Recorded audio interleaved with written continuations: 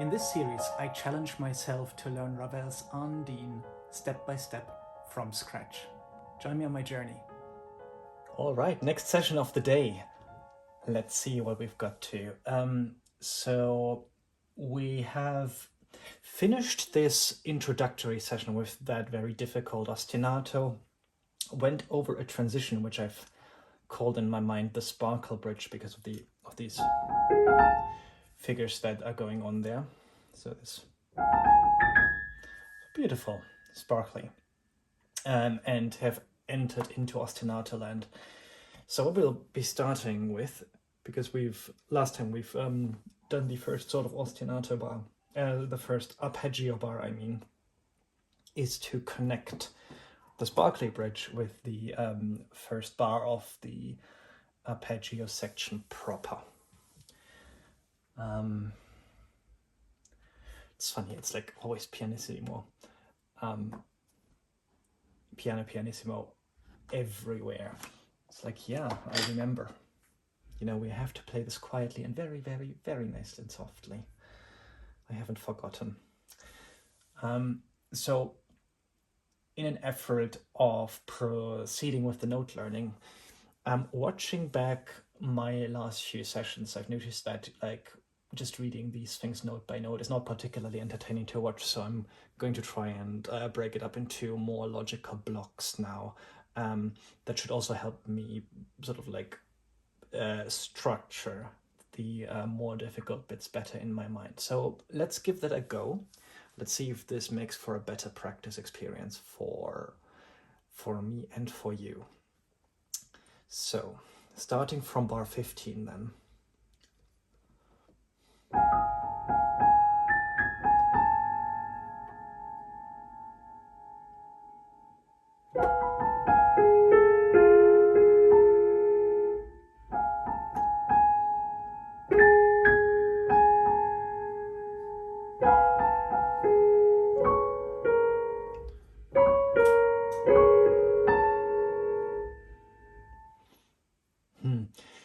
Okay, I stopped halfway through because I wanted to mention something. So last time I got a bit thrown by these little diamond-shaped notes. Turns out they aren't in the text, they aren't in the original score. I think this is an editorial choice to indicate that you shouldn't bother playing these essentially, because so I think what Ravel intended is that you descend from here.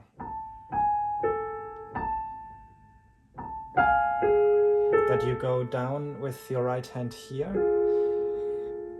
and then kind of immediately reascend. And I think the editor thought this was too awkward and extraneous for what we're doing, and by fingering this A flat here, this A natural with the first one kind of indicates, no, just stay in this register so that your the upper part of your hand can continue with that flow of the sparkle.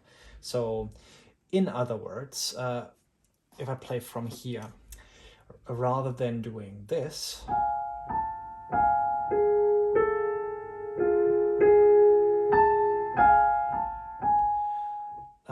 the editors decided it would be sufficient to do this.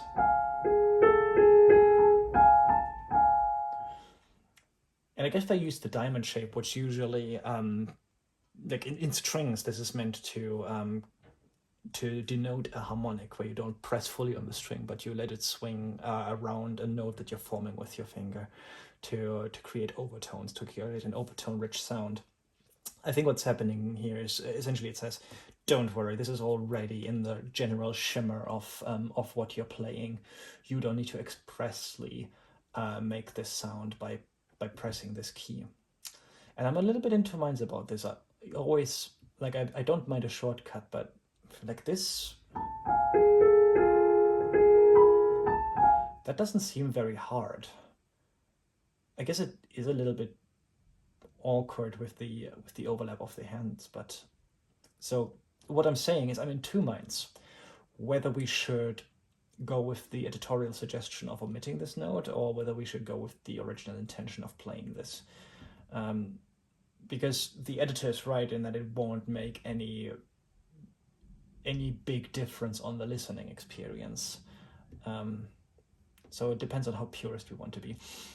I think I'm gonna try and take the easy route the editor suggests, mostly because I'm curious about how this sort of like a rapid thumb movement will feel at playing speed. But I reserve my right to be a bit flip-floppy about this.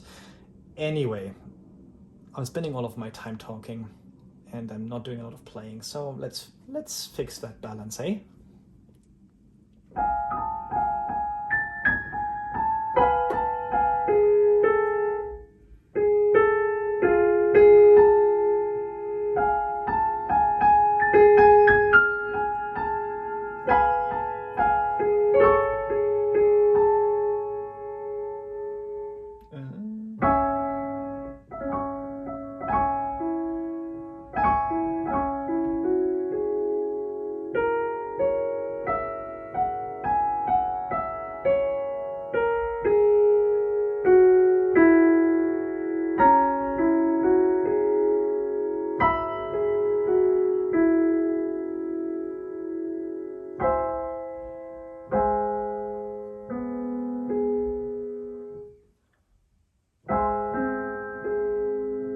Nope, no. Okay. Actually, talking through this, like analyzing this bar like this, has really helped form a structure in there. So sometimes you practice not by doing anything, but just by staring at things, and apparently talking helps too. So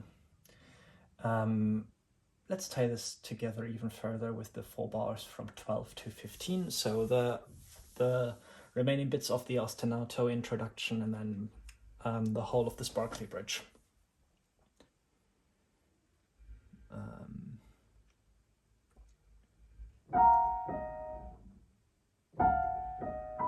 Yeah.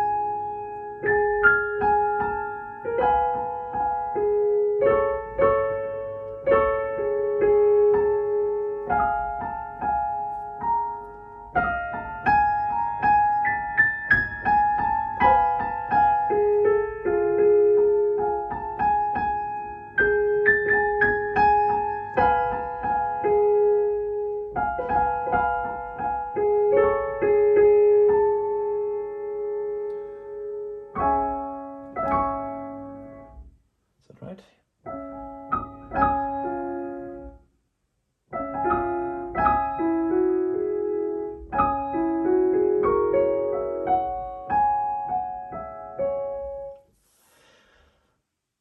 Yeah. But I am honestly not happy with that execution. So one more time.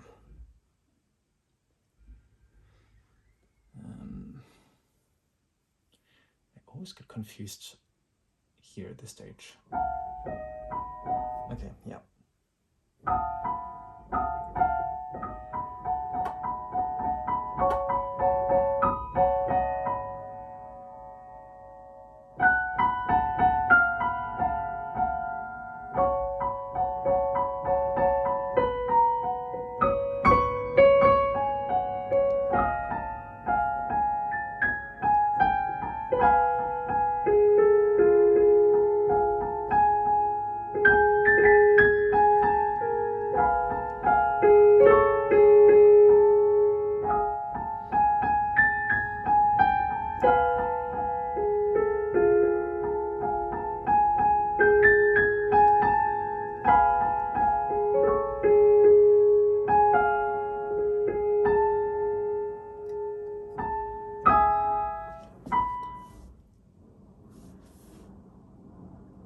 I don't know.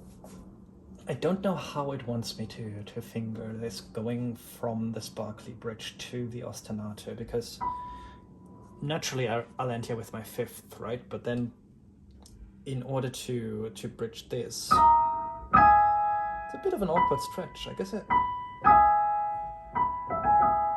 I guess the glissando here helps. So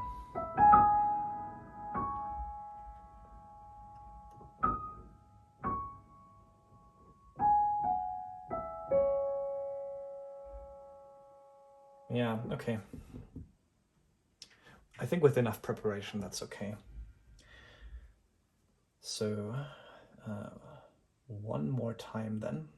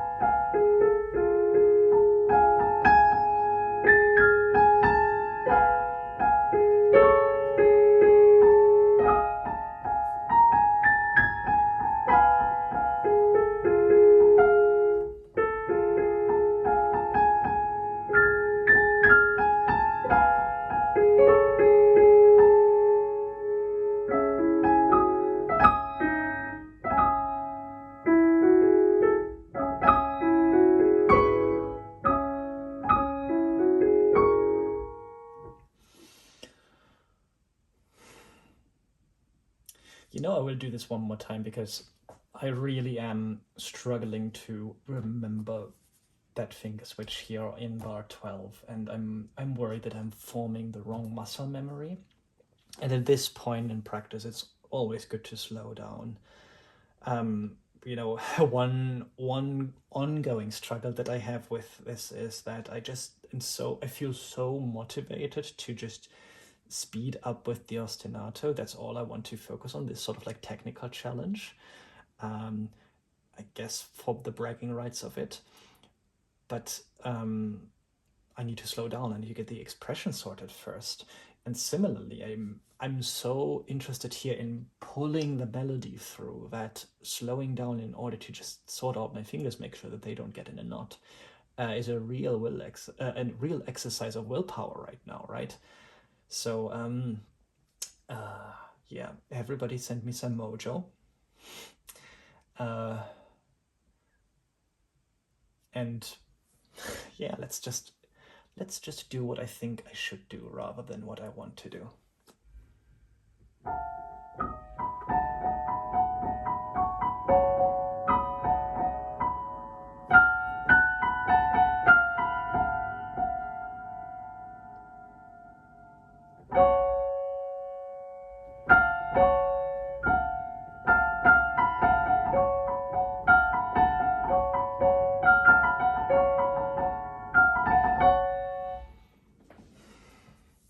I think this finger change will work out well once I actually do it.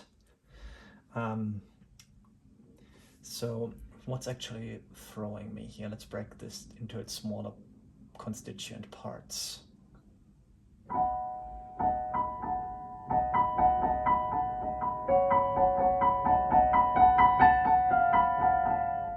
Well, that is a really weird stretch. Is that just... I think I just need to... Yeah, I just need to rotate a little bit more. Okay, so...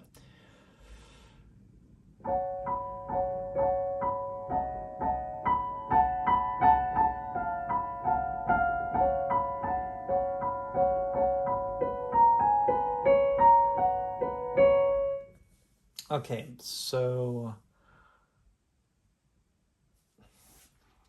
I'm trying to say something useful here for you as the audience.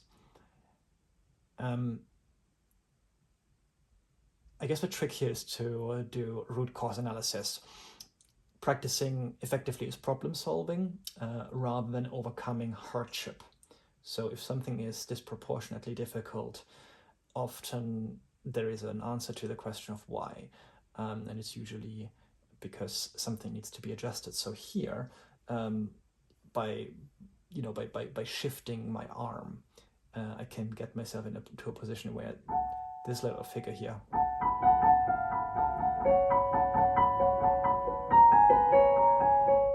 is much more convenient to play. Yeah, okay, let's do this one more time.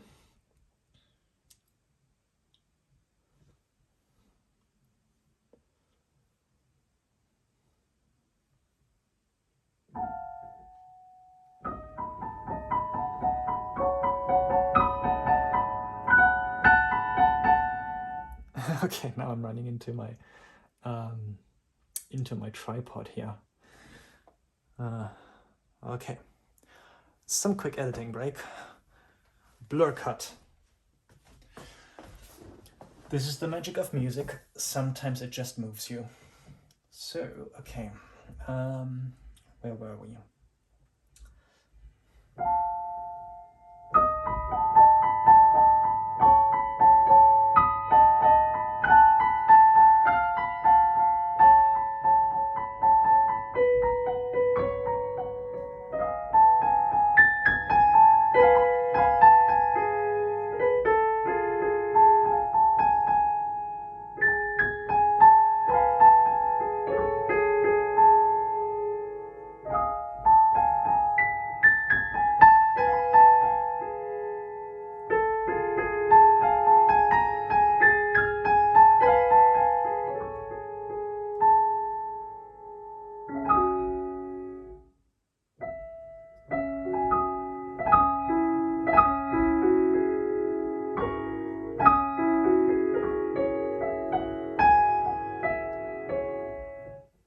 Okay. That was a challenging bit.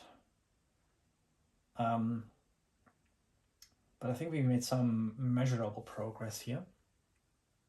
And my timer tells me it's a good time to take a break. So let's do just that.